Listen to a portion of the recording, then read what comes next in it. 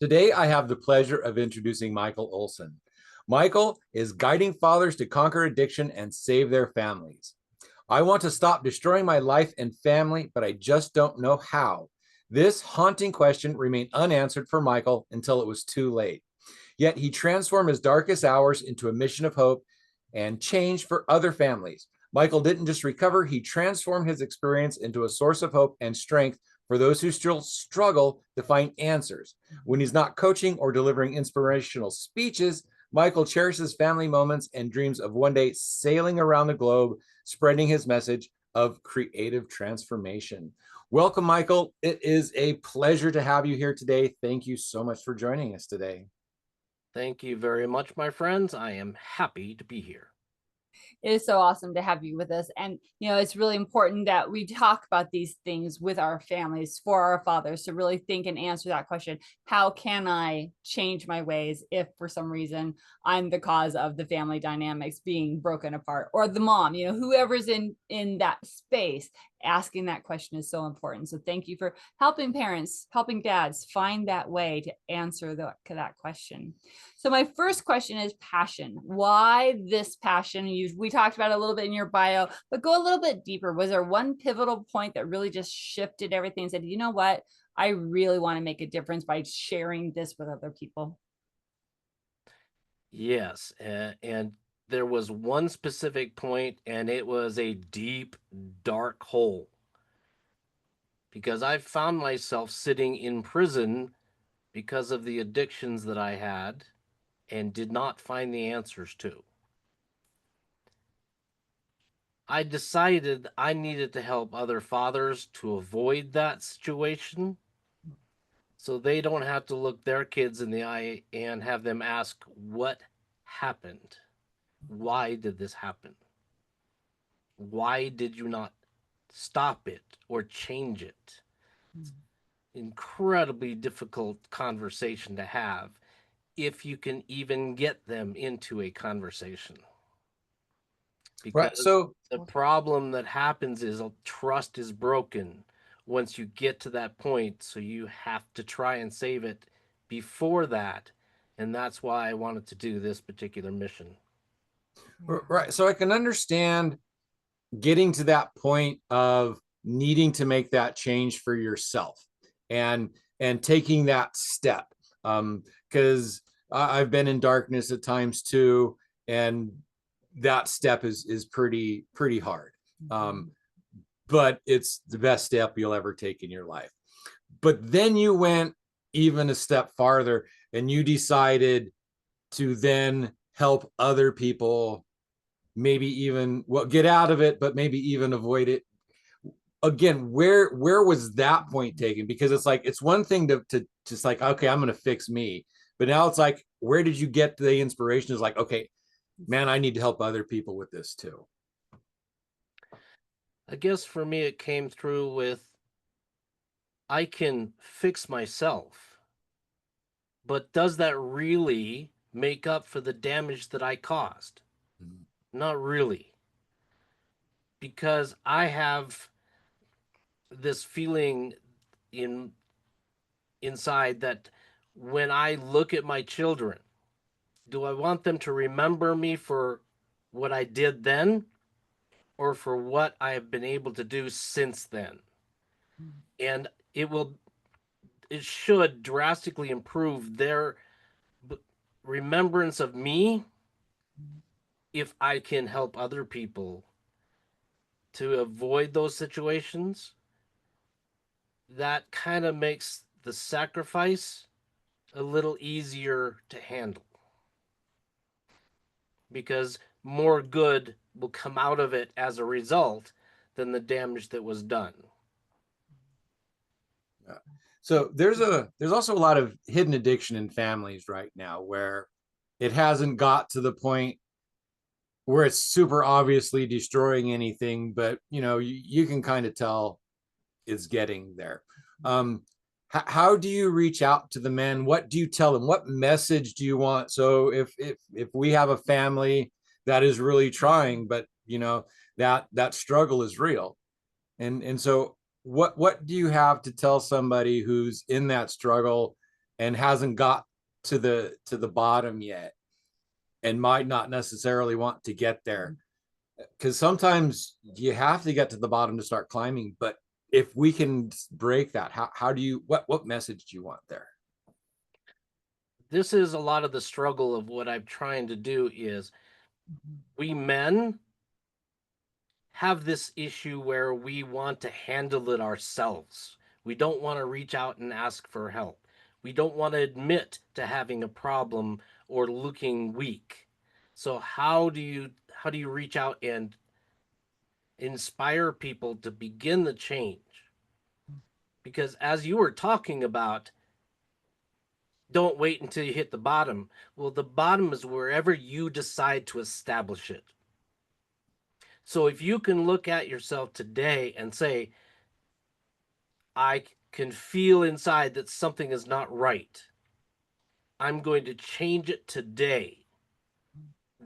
And as you start that process, you can establish the bottom as being something nowhere near as deep and dark as what other people have waited until they get to.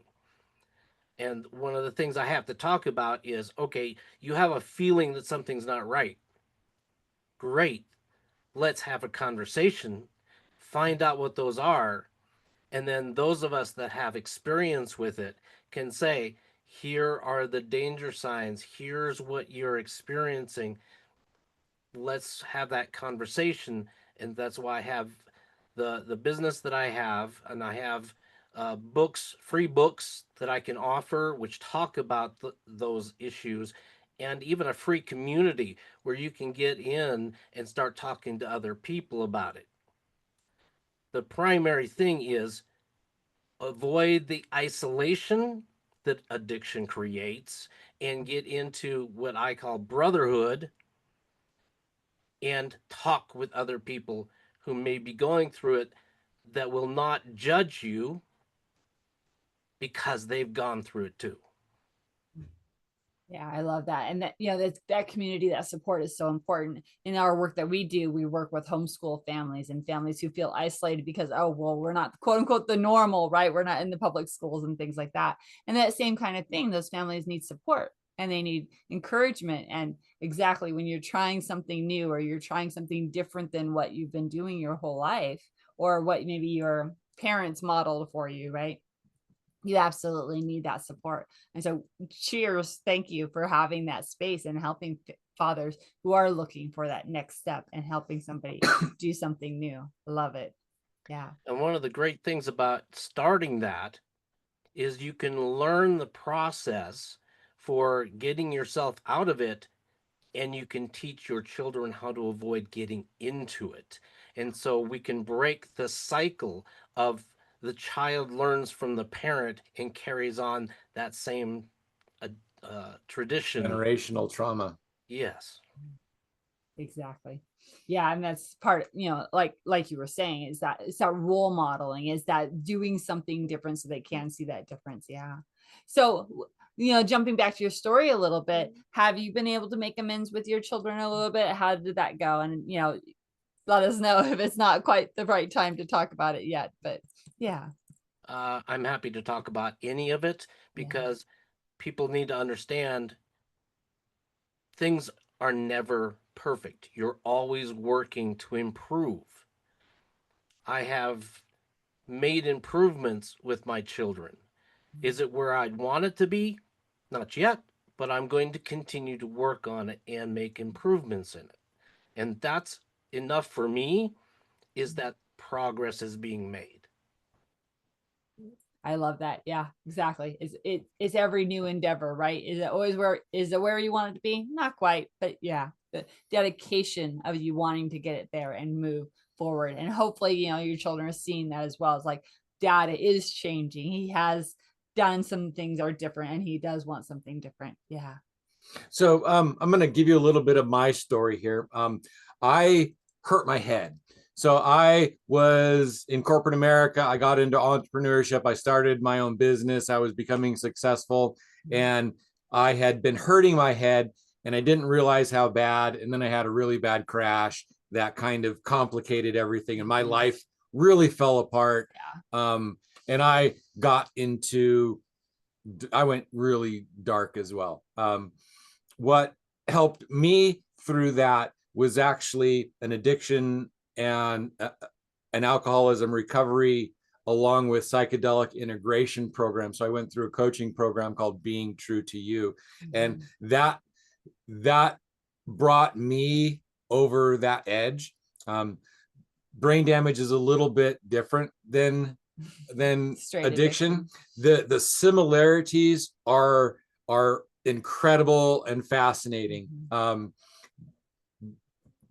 But there's certain things that it's like, okay, if you stop taking the drugs, your brain goes back into cohesion a little easier than mine is. So my recovery is still going on years now. So I understand that darkness. I understand the recovery. And how did you start? What was, again, with the recovery part? So there's a decision, but then there is the practicality of moving into that decision. How did you move into that decision? What did your recovery look like? How did you do it? Because so many people want to, but then that how just escapes them. So how did you do it, and how can other people maybe other people can follow your how?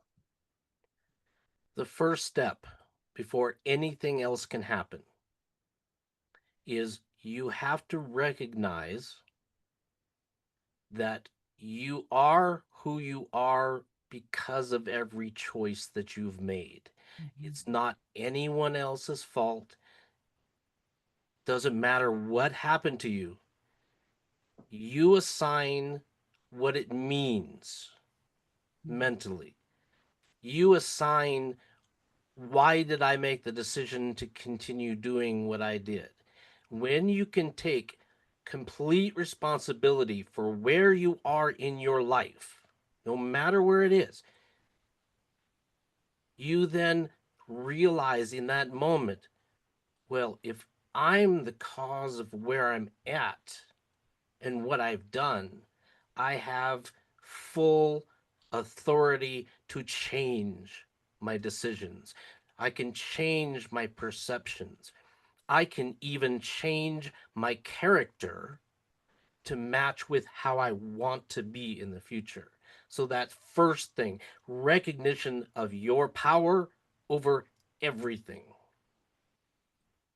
Love it. Yes. And that's, something to model by speaking about it with your children, right? As you're making that decision, age appropriately talk about it. I don't like how I feel when this happens, so I'm going to work really hard to change and do something different. Or I don't like how I feel when I'm not with you, so I'm going to change and do something different so I can feel better about being with you and supporting me. So yeah, that role modeling and that making that decision and helping your children understand, super, super important. Yeah. All right. So with me, I was sitting in prison. I had committed a crime to get there, but I'd also been convicted of a crime I didn't commit because I put myself in the situation to be blamed for something I didn't commit. So even that transition, yep, it's all my fault. Because of my choices to be in that situation, that happened. So all of a sudden, this anger, this bitterness I had inside went away. And then I could start the process of creatively improving my life. Now, here's an interesting kind of a question, because, and this is I think one of the places where the brain damage and the addiction vary a little bit, because I have got to a place where I have made that decision and I have changed my life and I have moved in certain directions, and then have had it crumble and feel like I had made no progress and was back where I started. And it feels like everything that I did was just a waste of time. And how do you pick yourself up? What do you do when it's like, it's like, oh, I made this decision, I'm good, I'm done, I made the decision, but things don't change. What's the process? So again, taking that radical responsibility of your life, and then how do you keep that moving so that you don't falter, or that if you do falter, you can Get back up you can again. pick up yourself up quicker. Well, let me try to tell you a little story as to how I got to that point Mhm. where I could do that. As I was sitting there in prison, I was listening to a recorded motivational speech. Mm. You know, the kind where we're telling our sports people how to improve their performance, and they're shouting at you and they're telling you you gotta grind every day. My response was not motivation. I was ticked off. Yep. Because I had ground my life into the dirt. My understanding of grinding is it's a destructive process.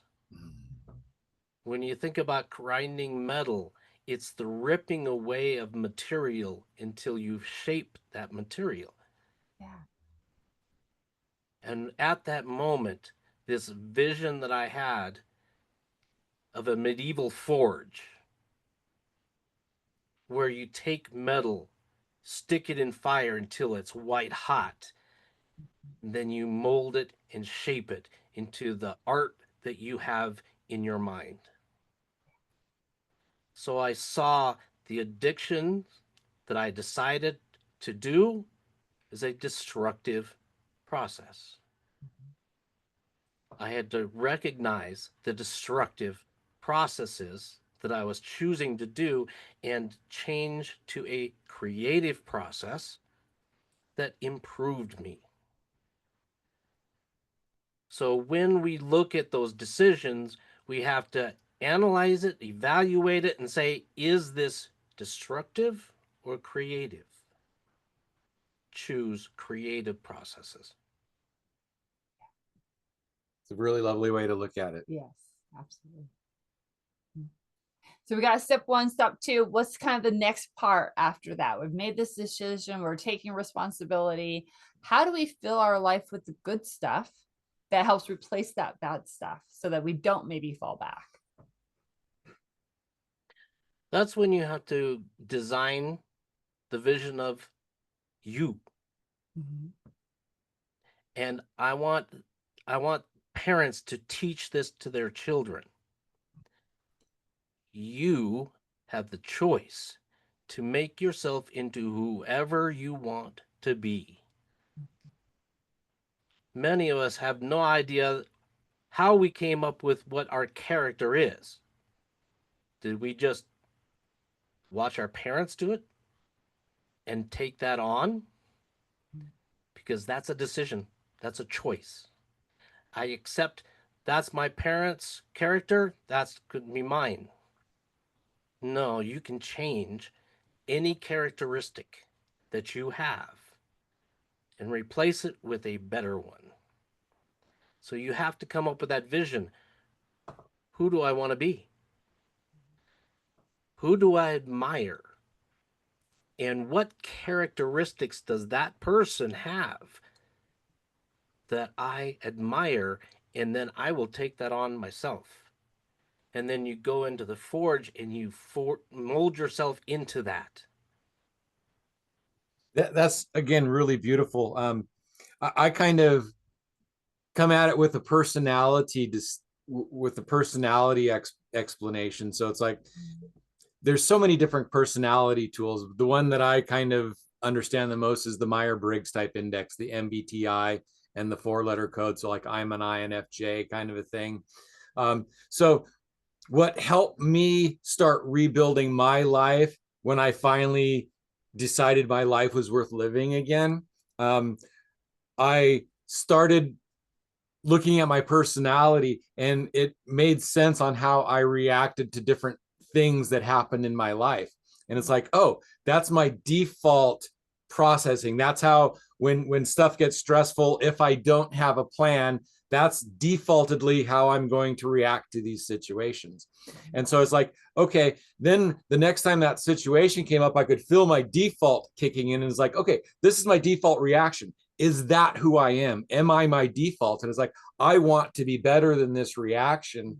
So I was able to start building my character using my personality as the baseline. It's like, okay, I'm going to react this way because of my personality. So that means for me to build my character, I have to change this personality. It doesn't mean that that's going to go away. It's always going to be my personality, but I have to build character on top of it. Does that make sense? Yes. And one of the things that I discovered as I was developing my process, how do you do that? Because when you're thinking consciously, you're using the part of your brain where you're making decisions through mental exercise. But our reactions come from the subconscious mind, where all those characteristics live within us. So when we decide, I want to change my personality, I want to change my character, you have to secure it into the subconscious mind, where your beliefs and your identity live, so that your responses are different. Yeah, and you got to do Because it really your small. your conscious mental images are different than often what your subconscious mind is. You've got to get them aligned. Hopefully I didn't make what I said sound easy. It was not easy. It took months of just recognizing it. It's like, oh, hey, and then finally after it's like, oh, hey, I'm recognizing it early enough. Can I change it ahead of time? It's not a simple thing to change your person or to change your character. Yeah. It is work. Very difficult work. And that's, when people talk about the work you have to do on yourself, that's what they're talking about. It's these little tiny changes that take months and months to make. Right. But there are some supporting factors that can help you in that process. And one of them that we get down to is your environment. Absolutely. You get people around you that support the environment that you want to have, that supports the character and the beliefs that you want. That helps you in the process of reminding you and reprogramming that mind, that subconscious mind, to be able to do it.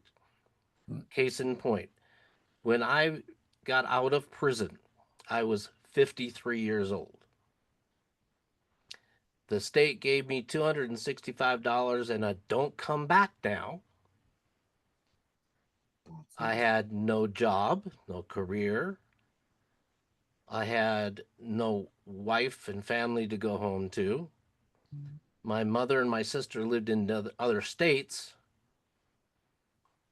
The state offered me to stay at a halfway house, but that put me right back in with the people that were in the addiction cycle.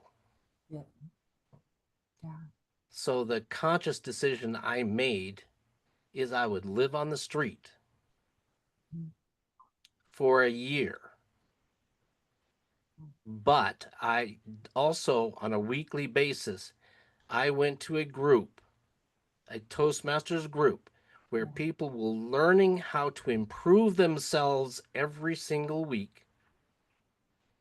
And being around those people and not around the people that were continuing to use made a huge difference in my being able to stay away from those things and move towards the things that I wanted to do. Yeah. Kudos. And Good job. meeting with those people in person seriously is the best way.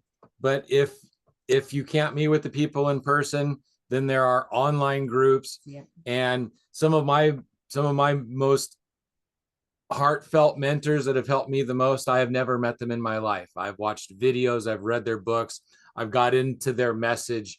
And again, it was about that self-improvement, about more to life, about greater purpose. And yes, so that's why I offer online courses, online coaching, the community that you can go to online and be a part of is giving you an ability to surround yourself with people that are going to encourage you, support you, help you through it. Yeah. I turned my corner probably about 4 years ago, and I joined that community of coaches in being true to you, that the psychospiritual and addiction recovery coaches.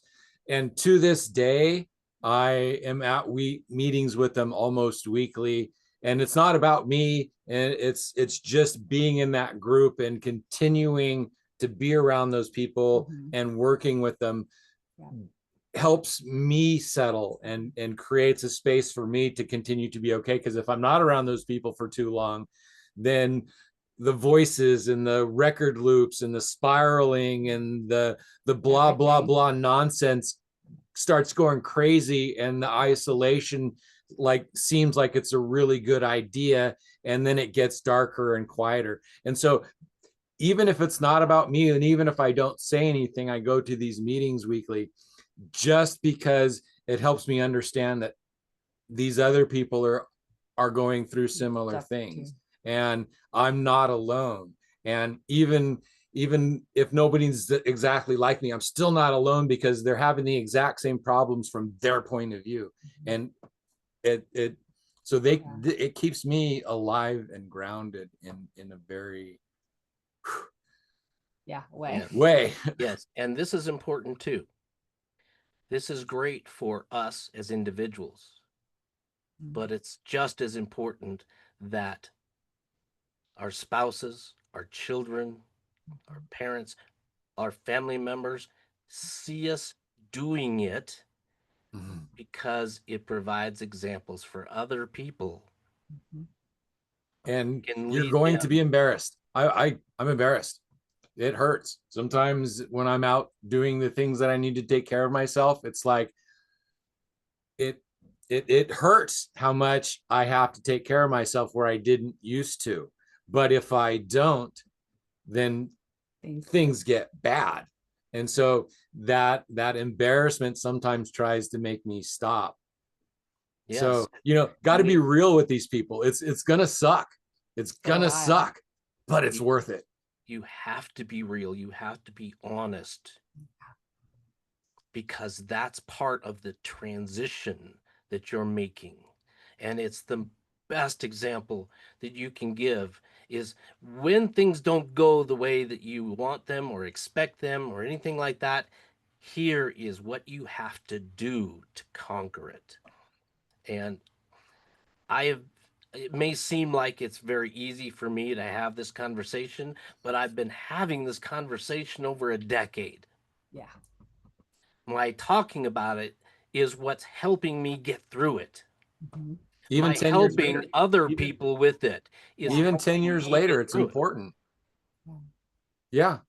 Even 10 years later, just talking, it's like it settles, it helps. And for all those people out there who are embarrassed, who think they're alone, it's like finding out and being able to talk about it. It's embarrassing. It hurts. But now I can talk about it. Now Michael talks about it, and we're trying to help out and reach out and help other people, because as much as you think it sucks right now and it's embarrassing, we got through that, and we're telling you it's worth it. And one of the things that you can recognize that you have a problem is if you're hiding it. It's one of the earmarks of having addiction issues or something else that's not going well, is if you hide it from people, it's something you have to address. Yeah.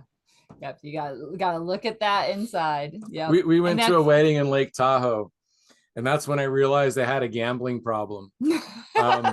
Because I kept everything I was doing. And as soon as the wedding was over, as soon as we were driving out of town, I looked at Christine and I was like, okay, I have a gambling problem, and I didn't tell you what happened this weekend, and I spent almost all of our money, and you're going to find out about it really soon. And I need to not do this again. So you need to watch me. So again, it was like, I didn't know I had one. And it was like, and I kept it secret, and it was like, oh, this is not good at all. Yep. Yeah. So that's one of the things I really encourage when I'm giving a speech or I'm doing a podcast or in the book that the free book that I'm offering, that's what I talk about, is those things that show up, like hiding the issue. Yes. And think about this as a parent, right? If you're in that mode and you're trying to hide, believe it or not, it's not really hidden. Your spouse, if they know you well, lots of times they'll pick up on something. Your children, even though they're very self-centered, oh, I'm thinking about only me, they know, they get this sense. I call it a spidey sense, right? The kids kind of Yes. know, they know there's something underlying underneath, that something's not quite right. So instead of hiding it from them, especially if you're in that space where you can, start talking about it in age appropriate ways. Start saying, oh, I Right. have this issue and this is what I'm doing to fix it, or this is what I'm doing to change it. Yeah. Right. Now, if we want to talk to parents Yes. about education, Mhm. one of the things you have to talk about with your children is this subject.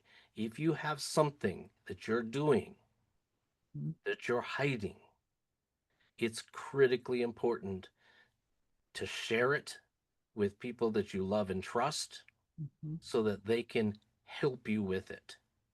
Because so often kids that wind up in addiction, and there's a ton of them, Yeah. they're doing it and hiding it from the people that they love, the people that are capable of helping them with it. Mhm. Yeah, exactly. Thank you for saying that. Absolutely. Make sure that we're training our children or teaching our children. It's okay to ask for help. It's okay to get help. Like you said, if you're hiding something, that's a key indicator. Get some help, get somebody you know, like, and trust that you can really get some help with. Yeah. And most people don't have to be told what they're doing is wrong. They kind of know it. And if you know it and you're ignoring that within you, then it gets easier and easier to ignore that thing until it actually does become a serious problem, whether whatever it is. So it's like Jordan Peterson says, again, one of my favorite mentors for me is stop doing what you know is wrong. Yeah. And that is just, But it's often harder than just that. it's Oh, yeah. simple, but it is not always easy. Right. So that one of the things that I encourage parents to do is come talk to me about this process, learn the process so that you can teach it to your children. And that will lead them to being able to improve their lives early. Absolutely. And that's so important because, like, we're family centered, you're family centered. It's all about making sure our children have the tools and the instincts and the understanding of their intuition, that they know when something is not quite right and how to help fix it or help get help with that. Yeah. And Yeah. one of the things that I kind of learned through the process that I went through is addiction isn't usually the problem. Addiction is usually a symptom of the problem, or actually a temporary fix for the problem they're having. So they have Yeah. a problem, and this substance, this action, this whatever it is that they've got going on fills in that hole that's in them. So part of how you grew out of it is you had yourself a mission and you grew and you improved, and it became so a sense of purpose. So it filled Right. in those holes that those chemicals filled in previously. That's exactly right, because there is often a misconception about what is addiction. Mhm. And addiction is not, in my estimation, a disease, because even the addiction community says that what addiction is a chronic brain disorder, meaning it has to do with our brain, not what we're putting into it, not what our decisions are. It's our mental health.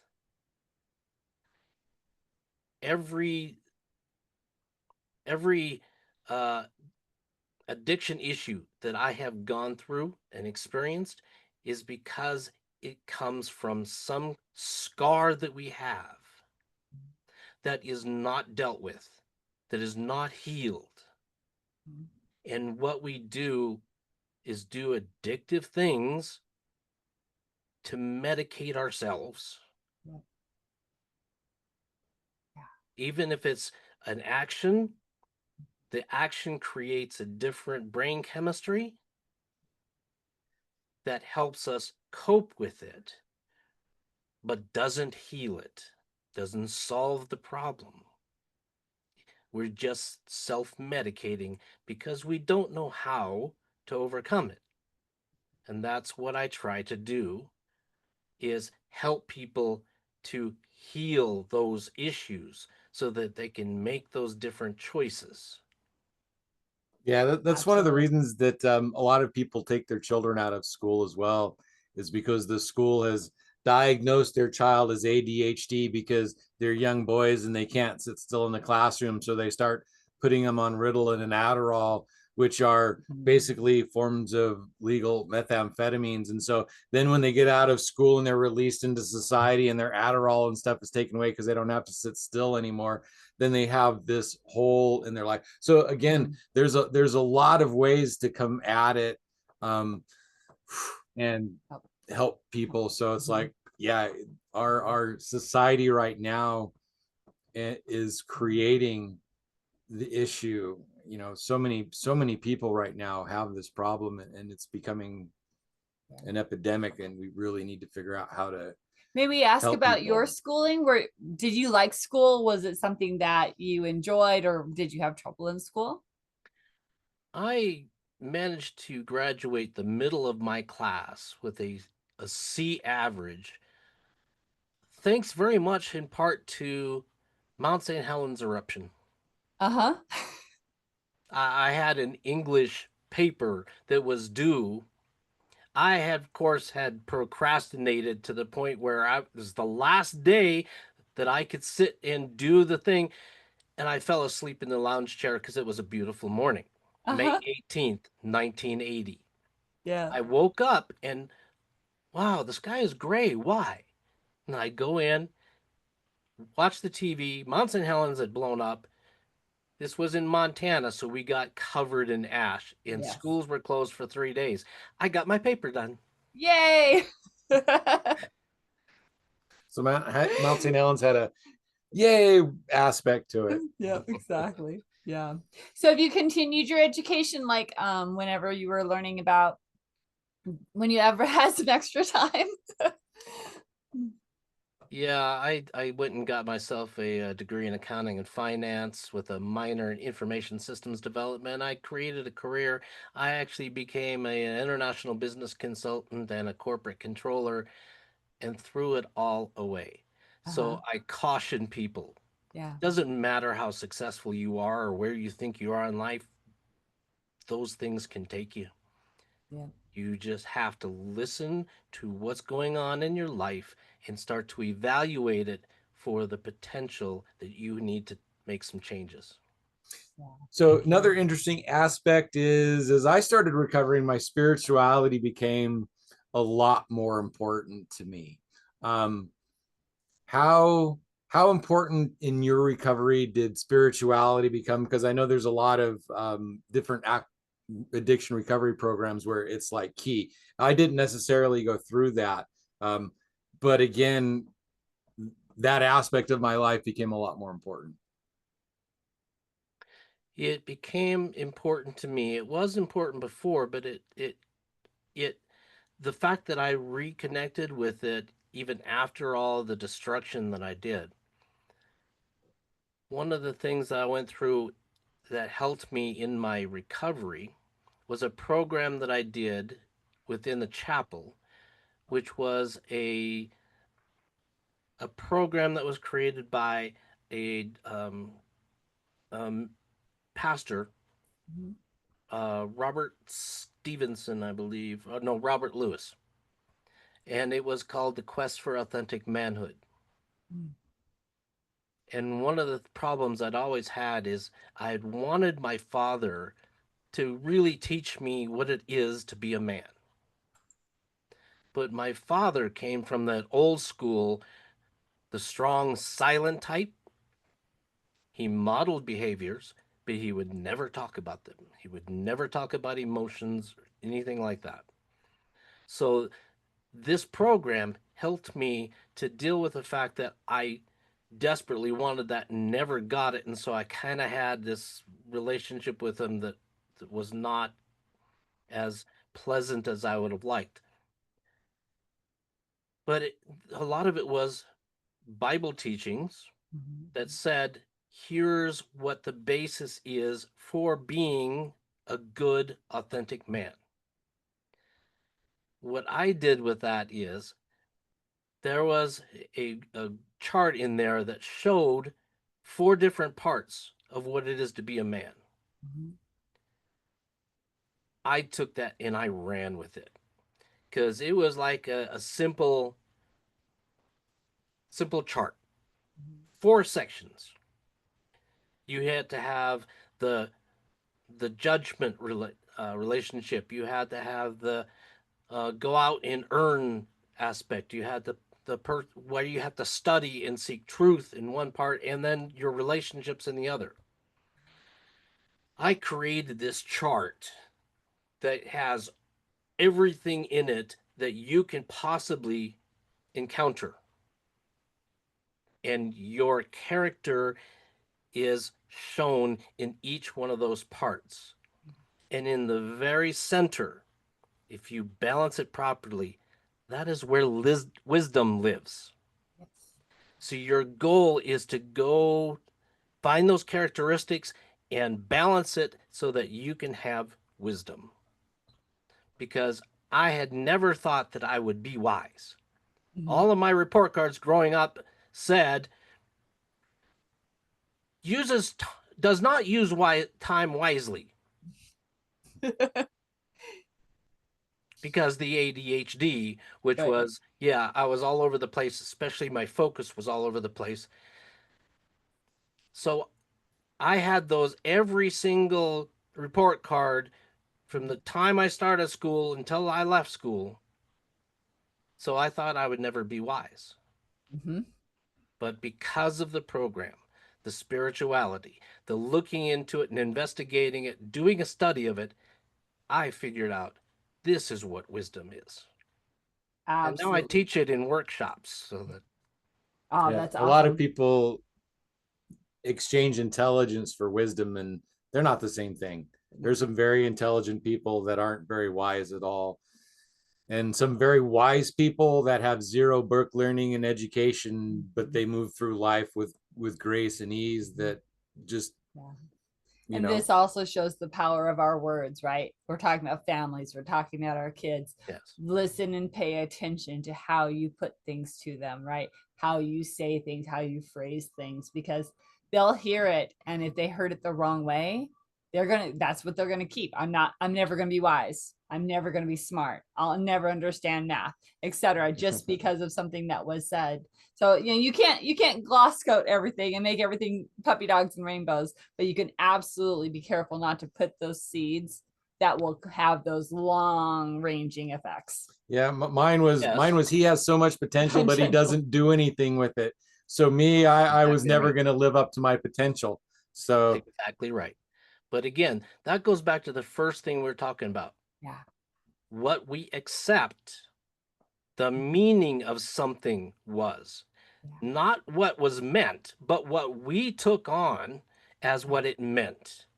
And if we can change that perception, we can change that communication that we have in the back of our mind. We can reprogram the subconscious mind to not have that same thought because, wait a minute, my teachers did not mean for me to think I would not become wise.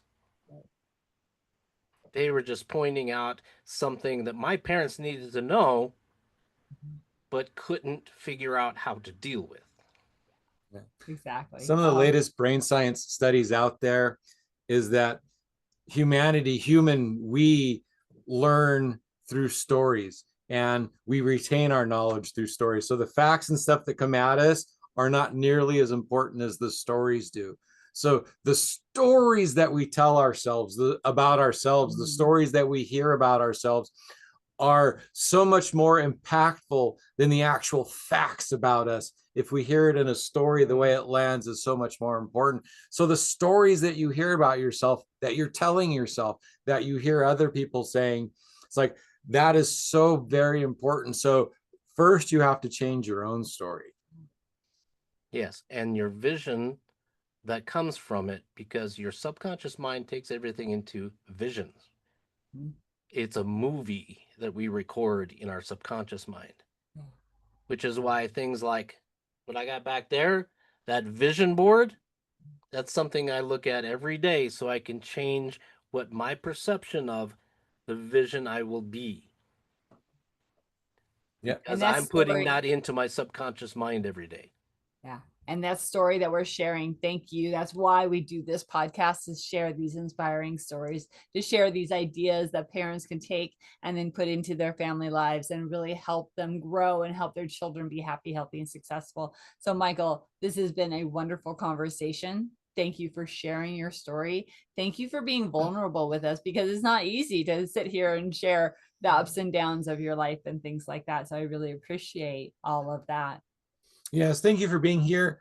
So many people, when they hit that wall and they climb out of that hole, they're just so happy to be out that they just keep silent. But you, excuse me, you, wow, not only crawled out, but you helped shining the light. You're reaching out and pulling people out of it with you. And that is such a rare trait, to be sent down into the depths of that darkness, and not only to climb out, but to start pulling other people with you. That's the classic hero journey. And you, my friend, are a hero. You went out and you fought your dragon, and you came home successfully to the village, and you're sharing your story and helping people. So thank you for being here. Thank you for what you do. It's so important, especially nowadays with the addictions out there just running rampant. So thank you for being here. Yeah, thank you. And I hope to be able to help other fathers become the heroes for their family. And in that spirit, would you please share your information? Make sure the fathers know how to get a hold of you so that they can get the help that they need. Well, the website they can reach to take a look at it is thelifeforge.com. If you want a free ebook that's designed to help you look at some questions, get some answers, bust those myths, would be thelifeforge.com/free book. And that can help you in the process. But if you just want to start having a conversation, send me an email, support@thelifeforge.com, and we'll start a conversation. And we see if we can help you and your family going into the future.